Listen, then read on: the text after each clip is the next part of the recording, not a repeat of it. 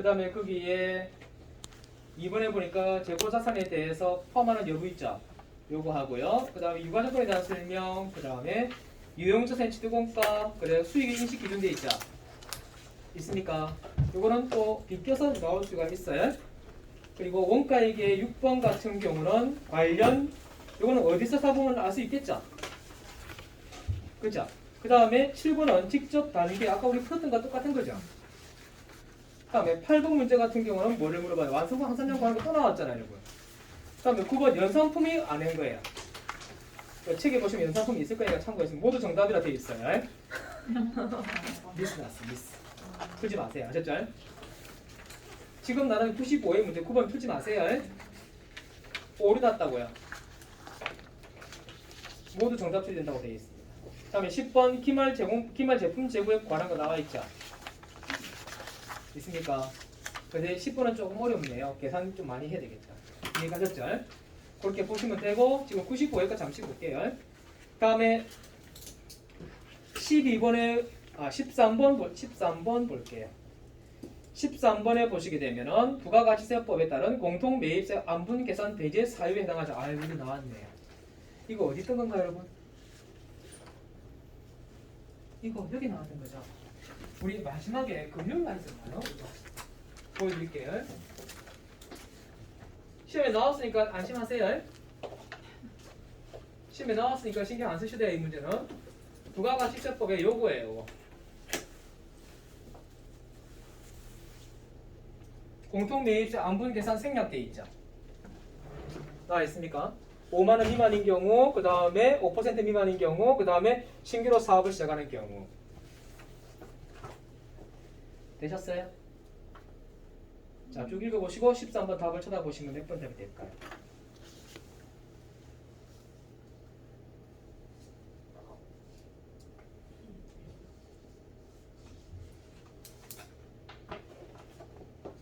(2번부터) 보면 5만 원 미만 맞죠? 3번을 보니까 뭐예요? 신규로 사업을 시작했죠? 그죠? 4번 보니까 뭐래서 500만 원 미만인 경우 면세 비율에서 5% 미만인 경우라 돼 있죠? 요 500만 원 돼 있잖아요, 여러분. 그럼 답은 몇 번이에요? 1번인데 3%인 경우는 아니에요. 5%인 경우가 답이겠죠. 답은 13번 답은 1번이 되겠어요. 되셨죠? 다행이에요. 나왔어. 또 안 나와요. 이거 신경 안 쓰셔도 돼요. 아셨죠? 다음 밑에 영세율 적용 대상 거래가 아닌 걸 찾고 있습니다. 정답은 재화의 수출, 국외. 밑에 보니까 국가, 지방, 자치단체 나와 있죠. 공급하는 재화 또는 용역. 이거는 어디에 해당되는 사항이냐면요. 영세가 아니고요. 면세예요. 면세. 국가, 지방, 자치단체, 지방자치단체 조합 공급하는 재화 또는 용역이죠. 국가 관공서일 경우에는 뭘 한다고요? 면세 대상이 됩니다. 영세가 아니고 면세. 다른 거는 뭐예요? 수출 나오고 국내 사업자 간의 영화가 했죠.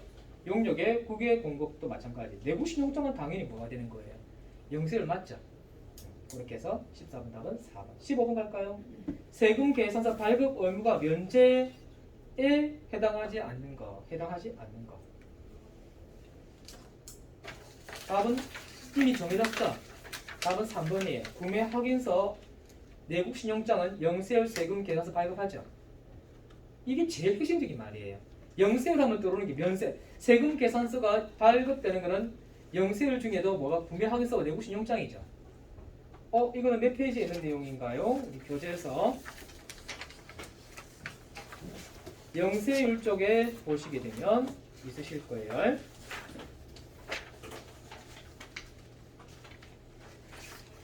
페이지 176쪽에 가시게 되면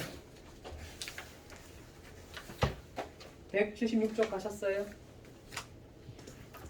176쪽 가시게 되면은 거기 표시되어 있죠. 세금 계산서 발급 의무 면제. 그 안에 맨 밑에 보니까 다음의 경우를 제외한 영세율 거래 적용. 뭐가 있어요? 내부 신용장 구매 확인서 있죠. 그래서 거기에 해당되는 사항이라고 보시면 되겠습니다. 이해되셨죠? 그렇게 보시고요. 방금 95일 거는 그렇게 보고 넘어갈게요. 다음 아까 92회보다 맞았죠?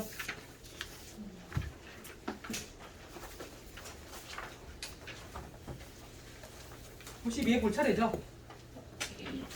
아니요. 91에. 92에. 아, 잘못 봤어요. 맞죠? 네. 어제 일도 기억 안 나는데 바로 앞에 기억날까? 그렇죠?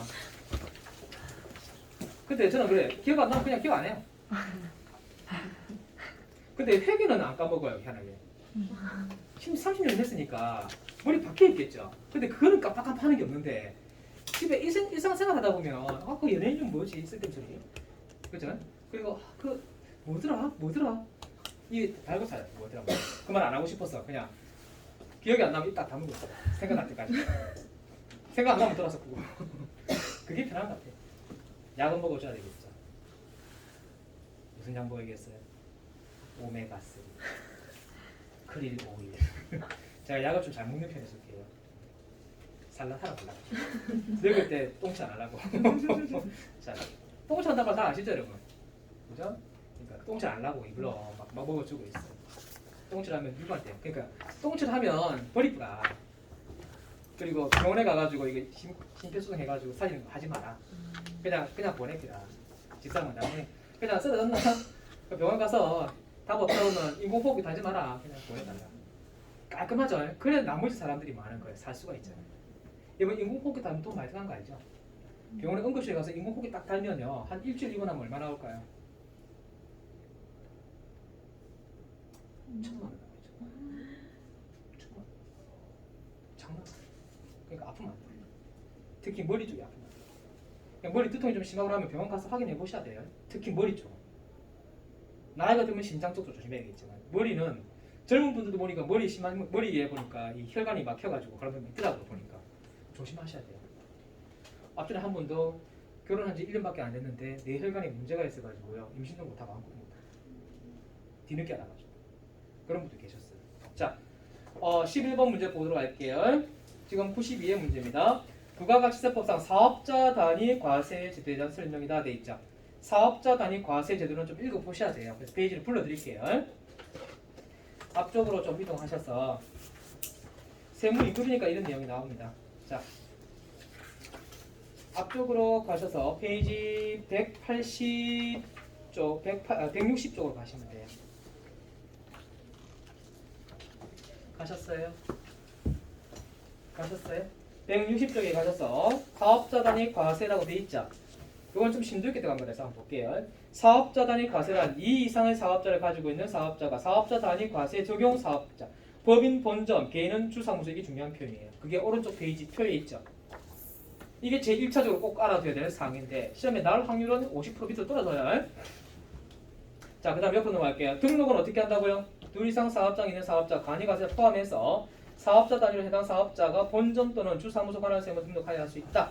사업자가 사업자 단위 등록하려면 사업자 단위 과세 적용 사업장의 관할 세무서장에 사업자 단위 과세 제도를 적용받으려는 과세 기간 며칠 전까지 20일 전까지 등록해야 한다. 딱 세법이에요.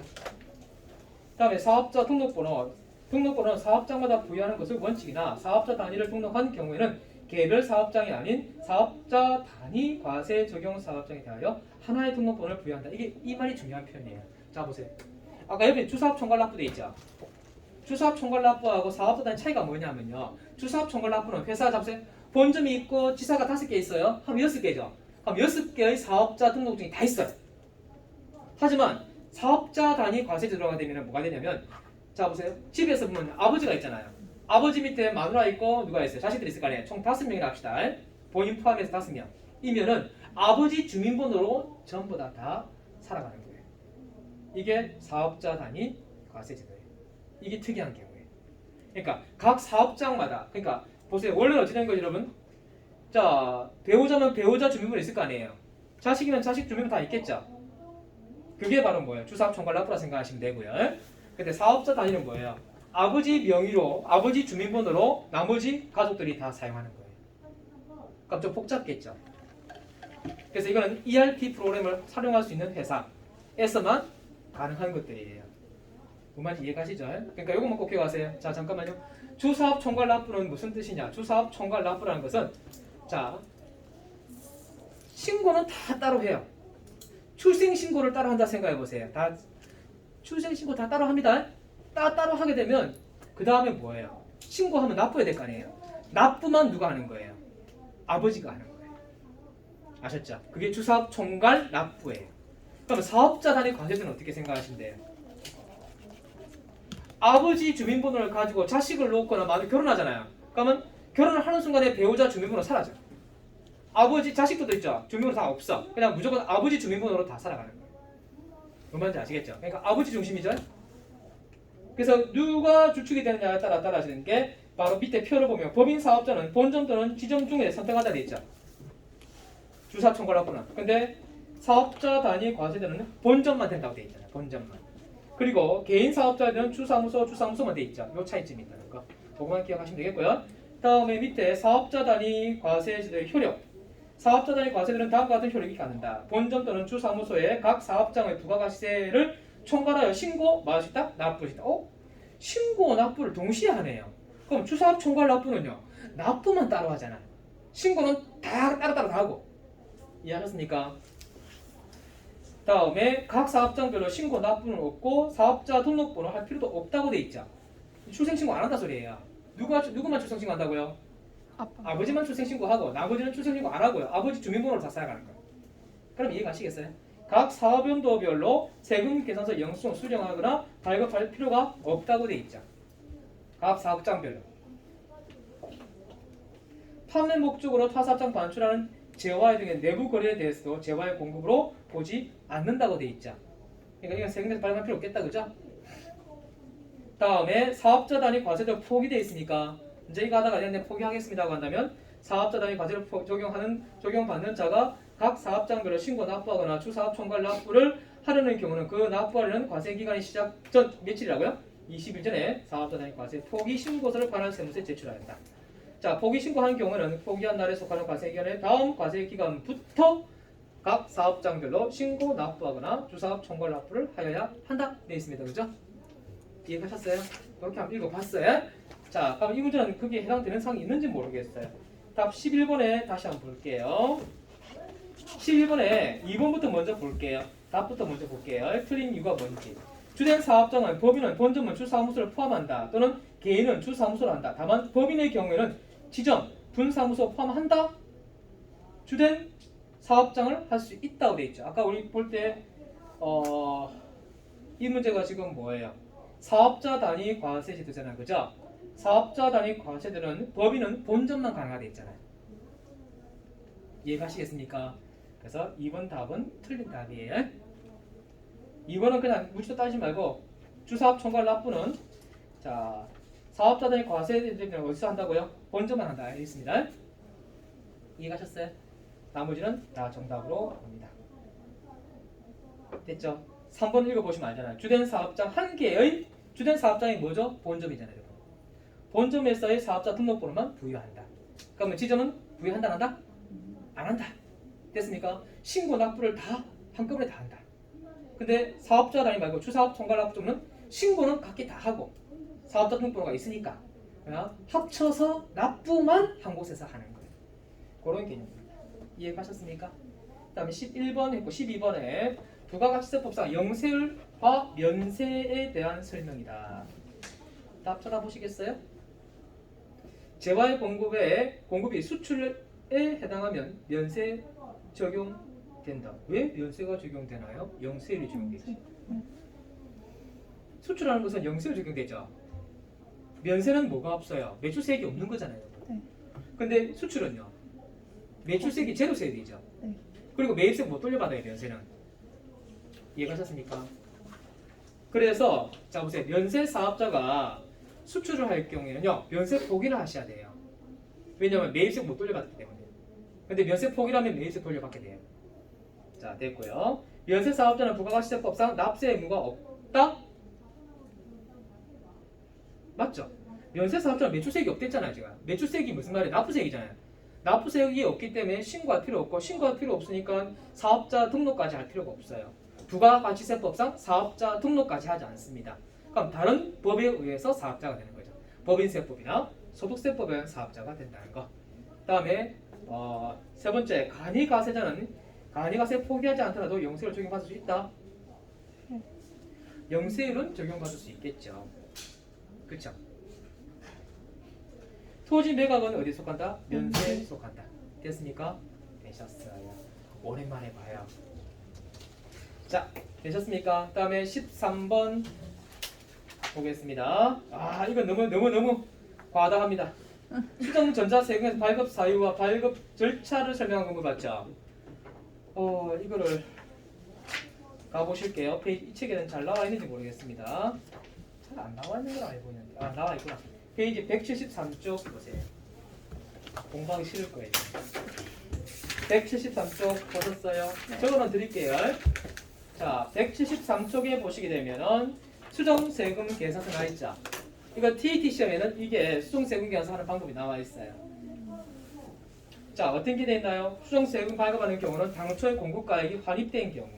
두 번째는 뭐가 됐고요? 계약이 해지되어 재화 또는 용역이 공급되지 아니한 경우. 다음 뒤에 넘겨보시면 계약의 해지됨에 따라서 공급가액이 추가 또는 차감되는 금액이 발생한 경우. 다음 공급과세기한 종료 25일 이내에 내국 신용장을 개설하는 경우. 25일 이내에 개설한 거는 돼요. 근데 25일 넘어가면 뭐예요? 과세가 됩니다.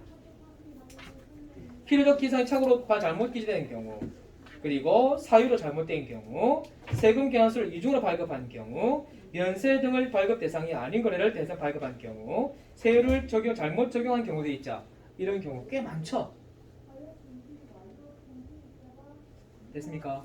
이걸 읽어보시고 답을 찾으시면 되는데 너무 양이 많아서 이 부분은 세세하게 보셔야 돼요. 일단 페이지만 불러 넘어갈게요. 안 하셔도 될 것 같아요.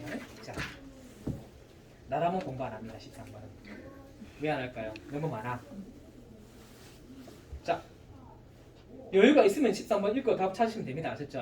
근데 제가 그것만 알려드리고 가겠습니다. 되셨죠? 자, 다음 또 넘겨볼게요. 91로 한번 가보도록 할게요.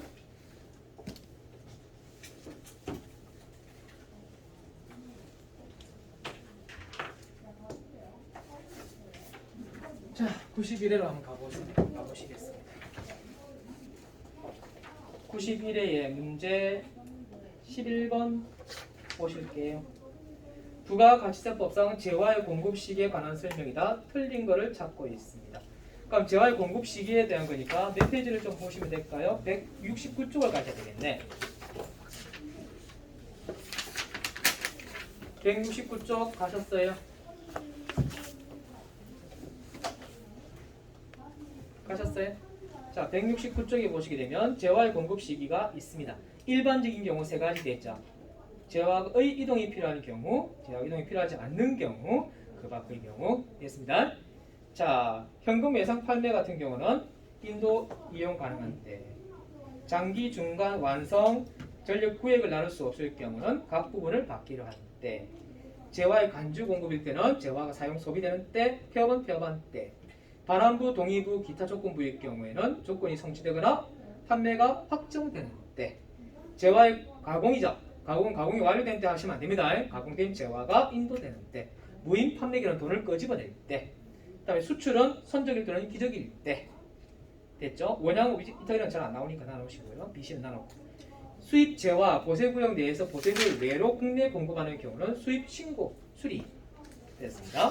뒤로 넘겨보시고요. 위탁 대리 매매 같은 경우는 수탁자 공급을 기준으로 거래를 형태별로 공급 시기를 규정한다. 자, 폐업 전에 공급 재화 또는 용역 공급 시기에 폐업일 이후에 일어난 것은 그 폐업일로 하고, 그 밖의 경우는 인도되거나 인도 가능한 때. 됐습니까? 그 아래 보면 또 뭐가 있어요? 용역의 공급 시기 나 있죠. 용역 공급 시기도 거의 비슷하긴 비슷해요. 근데 간주 공급이 좀 차이 나죠. 간주 공급은 예정 신고 기간 또는 과세기한 종료일 날짜로 한다. 그리고 이 이상 과세기는 걸쳐 부동산 임대 공급가의 대가를 선불 또는 후불로 받은 경우도 마찬가지. 다음에 폐업 전일 경우는 폐업일 때로 한다. 됐습니까? 대충 그렇게 읽어봤어요? 문제 한번 보셔요. 11번은 재화가 이동이 필요하지 않은 경우는 어떻게 했죠? 확정될 때. 확정되는 때. 맞는 말인가요? 네. 맞나요? 네. 재화 이동이 필요하지 않은 경우, 그 공급 시기, 재화죠. 인도 다시 봐요. 재화 이동이 필요하지 않은 경우에는 재화가 이용 가능한데 확정되는 때가 아니에요. 맞죠? 다 틀렸어요. 상품권은 꼭 조심하셔야 됩니다. 상품권 등을 현금 또는 외상으로 판매할 경우는 그 후 상품권으로 현물과 교환하는 경우는 재화가 실제로 인도되는데 아셨죠? 1번 답은 틀리셨어요? 뭐로 바꾸셔야 돼요? 확정되는 때가 아니고 이용 가능. 재화가 이용 가능하게 되는 때라고 하셔야 됩니다. 이해 가셨죠? 그럼 나머지 거는 여러분들 169쪽, 170쪽 참고하시면 되겠죠? 넘길게요. 다음 12번 갑자기 확 줄었어요, 그죠? 너무 감사한 일이죠, 이거는. 땡큐베리 감사해요. 뭐부터 먼저 찾는 날짜부터 찾으랬죠? 작성 연월일. 정답 맞죠? 그 다음에 두 번째는 뭘 확인하려 했습니까? 매입자, 공급받는 자는 등록번호만 있으면 돼요. 그러면 이는 공급가액도 맞고 공급받는 자의 등록번호 맞죠? 근데 공급 품목은 대상사항이 없어요. 답은 4번이고. 다음 13번 보시겠습니다. 구룡은 제품의 외국에 수출하는 업체이다. 당사는 제품의 5만 달러를 수출하고 위에 2020년 12월 20일 선적했자. 아, 선적일 날짜의 환율로 계산하면 되겠구나. 여기 선적 날짜가 11월 20일 날짜가 어디 있어요? 1,050원 돼 있죠. 그럼 과세 표준은 1,050원을 곱한 금액으로 하셔야 되는 거예요. 그러니까 이 문제는 전체 얼마죠? 5만 달러잖아요, 여러분. 근데 문제는 12월 10일 수령하였다. 선적일 이전이에요? 선적일 이후에요? 선적일 이후인가요? 네. 이 문제는 수출 관련 과세 표준은 얼마입니까? 라고 되어 있네요. 대고객 매입률을 하시면 안 됩니다. 11월 20일 기준 환율로 하셔야 됩니다. 똑같은 환율 두 개 나와 있잖아요. 네. 대고객 매입률을 하시면 안 됩니다. 그냥 기준 환율이 얼마라고 1,000원 돼 있죠. 그거로 바로 곱하시면 돼요. 구질구질하게 해놨죠. 그러니까 12월 10일 날짜를 하면 안 되는 거 아시겠죠? 네. 이거는 뭘 의미죠? 공급 시기가 선적이죠. 선적일 이전이면 이전에 곱한 금액은 과세 표준이 돼요. 근데 선적일 이후면 선적일 날짜의 환율로 계산한 게 과세 표준이에요. 과세 표준의 뜻이 뭐예요? 공급가액이에요. 바로 매출액을 이야기하는 거예요. 언제 시점에 매출액을 계산하냐 이 말이거든요. 13번 이해 가셨어요? 네. 그 말의 표현이 어디서 한번 읽어보셨더라? 과세 표준 쪽으로 우리 한번 넘겨보시면 요거는 여러분들 분기에서도 자주 나오는 거였어요. 페이지 188쪽에 가보시면 표시가 되어 있을 거예요. 188쪽 가셨어요? 딱 보니까 그 표시된 거 하나 보이시죠? 첫 번째 표 밑에 보니까 대가를 외화로 받아 공급시기 도래 전 원화로 환가한 경우 되어 있습니까? 그리고 이걸 하나 묶으셔야 됩니다. 대가를 외화로 받아 공급시기 이후라 되어 있죠. 공급시기 이후가 되면 언제 하라 되어 있어요? 공급시기의 기준 환율 또는 재정 환율로 뭐라고 되어 있습니까? 그래서 아까 기준 환율 나왔었잖아요. 이때 여러분 공급시기란 것은 수출일 때는 언제를 이야기하는 거예요? 선적일을 이야기하는 거예요. 아셨죠? 그게 188쪽에 나와 있는 내용이었습니다. 되셨습니까?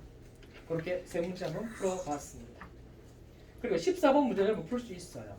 사실은 종합소득 공제 중에 기본 공제에 대한 설명으로 가장 옳지 않는 걸 물어보고 있잖아요. 그죠? 풀 수 있는데 풀지는 않을게요. 여러분 그냥 보시면 돼요. 아셨죠? 되셨고요. 자, 90회로 마무리 좀 지어볼까요? 90회 가겠습니다. 오늘 실기 없이 갈게요. 마무리. 자, 90회 문제로 가셔서 11번 바로 밑에 있죠? 바로 갈게요. 11번 다음 중 부가가치세법 영세율과 면세에 대한 설명으로 옳지 않는 걸 찾고 있습니다. 자, 여기서 문제에서 보시면 면세 사업자가 영세를 적용받기 위해서는 면세 포기하여야 합니다. 자, 이거 페이지 한번 불러드릴 테니까 한번 보시고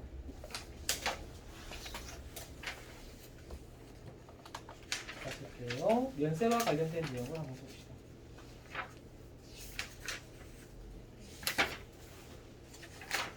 자, 페이지는요 186쪽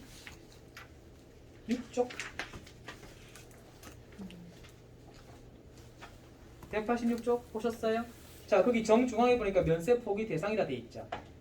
있습니까? 면세 포기 대상이 영세율 적용 대상인 재와 용역이라 돼 있죠. 사셨어요? 그럼 답은 맞는 말이죠? 여러분, 면세 사업자가 왜 면세 포기를 해야 될까요? 포기를 하면 그날로부터 몇 년이 지나야 돼요? 3년. 3년 적혀 있죠. 그것도 조심하셔야 돼요. 이 말이에요. 자, 보세요. 면세 사업자가 수출하게 되면요. 원래 일반 사업자, 일반 과세 사업자는 매입을 한 매입 10% 조기 환급 받아요. 그리고 매출은 영업세율이죠. 그럼 결과적으로 부가세가 없는 거예요. 이런 혜택을 주는 이유는 뭐 때문이라고요? 수출. 그렇죠. 수출을 하면 외화가 들어오잖아요. 국내에서 외화를 획득하기 위해서, 그러니까 외환 보유고를 높이기 위해서 수출을 장려하는 거예요. 그러면 면세 사업자는 사가 오잖아요. 사가 온 10%를 수출을 하게 되면 수출을 하는 거에 대한 매출세액이 창출 안 되죠. 그러니까 이 매입세 받아요, 못 받아요? 못 받아요. 못 받잖아요. 억울하잖아요. 그러니까 수출하고 싶다면 어떻게 해라? 이거 돌려받고 싶으면 면세 포기해라. 포기를 하면 이거 돌려준다. 이해가셨죠? 그 내용입니다. 됐고요. 그다음에 1번은 그럼 맞는 말이죠. 2번은 국내 거래 영세 적용 대상. 이거 맞죠, 이거? 국내 거래도 영세 적용 대상이 된다고요. 그다음에 세 번째, 면세 제도는 부가가치세 부담이 전혀 없는 완전 면세 제도가 아니고요. 불완전 면세 제도예요. 이유가 뭐 때문이에요? 면세는 아까 했죠, 봐봐요. 완전 면세라는 개념이 무슨 말이냐면요. 매입할 때 매입 10% 있죠. 예? 10% 환급 받잖아요. 그 환급 받는 거를 조기 환급 받으니까 결과적으로 환급 돌려받으면 제로잖아요. 매출세액은 제로죠. 영업세율이니까. 매입세액은 10% 조기 환급 돌려받고 매출세액 제로세율. 그럼 결과적으로는 부가세, 매입세액과 매출세액이 다 없다는 결론이에요. 그래서 이걸 완전 면세제도라고 하고요. 면세 사업자는요. 매입세액 10%를 이걸 판매하게 되면 매출하잖아요. 매출하는 매출세액이 없어요. 매출세액이 없다는 것이 아니라 매출세액 납부세액이 없다는 말이에요. 그러면 이것도 돌려받지 못한다. 납부할 게 없으니까 환급받는 것도 안 해준다 이 말이에요. 그래서 한쪽은 매입세액이 존재하고 매출세액은 없다는 말이잖아요. 그러니 한쪽만 존재하니까 이걸 불완전 면세제도 또는 부분 면세제도라 이렇게 아셨죠? 되셨나요? 틀린 말이죠? 그러니까 면세폭이 신고한 사업자는 신고한 날로부터 3년간 면세 적용을 받지 못한다. 이건 뭐도 같습니까? 뭘 포기하는 게 또 있죠? 간이가세 포기. 간이가세 포기는 왜 한다고 했어요? 과세 사업자와 거래를 하려니까 내 세금에서 발행 못 하잖아요. 지금은 발행할 수 있어요. 세금 바뀌어가지고. 그래서 간이가세자와 세금에서 발행을 해주면은 거래를 할 수 있겠죠. 근데 식당을 한다고 제가 말씀드렸잖아요. 식당 하는데 식당 사장님이 그 공장의 사장님과 거래할 때 직원이 50명인데 매일 밥을 데워 먹겠다면 그 돈이 크잖아요. 그러니까 만약에 이걸 받아들이면 난 매출세이 커지기 때문에 간이가세가 될 수가 없어요. 뭐만 자, 이건 간이가세 포기를 해서 세금에서 발행해주면 된다는 의미를 보면 됩니다. 되셨습니까? 그다음에 사업자 등록에 대한 설명입니다. 사업자 등록에 관한 거는요. 저 앞 부가세 제 앞쪽으로 가셔야 돼요. 몇 페이지 가죠? 156쪽으로 가셔서 보시면 됩니다.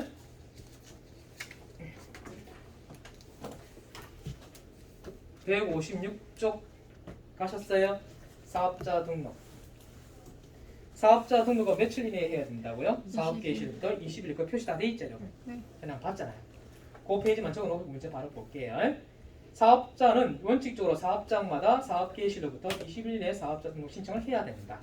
신규로 사업을 시작하는 사업자는 사업 개시 전이라도 사업자 등록을 할 수가 있다. 있다. 그리고 다른 데 가서 사업자 등록할 수 있다 없다. 있다. 이 말이에요. 내 부산에 사업장을 가지고 있는데 급해서 출장 나왔단 말이에요. 그래서 저 서울에 갔어요. 서울에 가가지고 오늘까지 사업자 등록을 해야 되는데 부산까지 내려가지도 못하겠고 이때 가까운 가나세무서에 가서 뭐 한다고요? 사업자 등록 신청을 할 수 있다. 우리나라는 IT 국가다. 전산망이 잘 돼 있다. 미안해요. 자, 이해 가셨죠? 네. 그다음에 세 번째, 사업장이 둘 이상 사업자는 사업자 단위로 해당 사업장을 본점 또는 주사무소 관할세무서에 등록 신청할 수 있다. 그다음에 사업자 단위로 등록 신청을 한 경우 원칙적으로 사업자 단위 과세 적용 사업장 한 개의 등록번호가 부여된다. 맞죠, 이거는? 이건 이해가셨죠? 이게 사업자 단위 과세 되니까 아까 읽어본 거 그대로죠? 그렇게 보시면 되겠습니다. 정답은 2번. 13번을 마지막으로 해서 빨리빨리 하도록 할게요. 13번. 다음 중 부가가치세법 세금 계산에 대한 설명을 옳지 않는 것. 자, 법인 사업자와 직전현재 사업장에서 재화 영역 공급가액에 대해서 얼마라고 했습니까? 3억 원 개인 사업자는 의무 발급해야 된다. 맞는 말인가요? 틀린 말인가요? 맞는 말이에요. 다음 두 번째. 전자세금 기재 사항이 착오로 잘못 적은 경우 수정세금 계산을 발급할 수 있습니다. 아셨죠?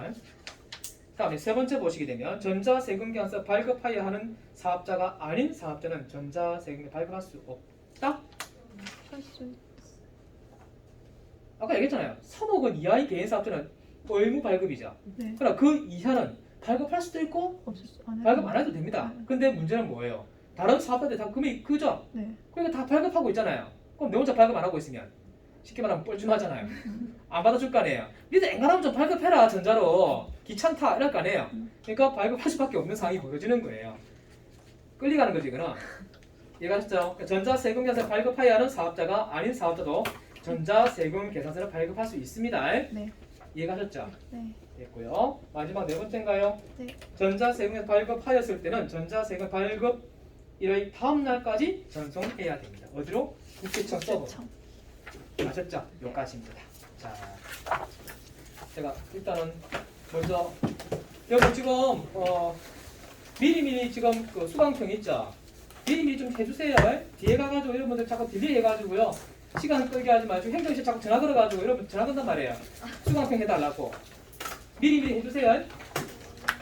아셨죠? 그리고 뭐 저한테 기분 언짢은 거 없으시면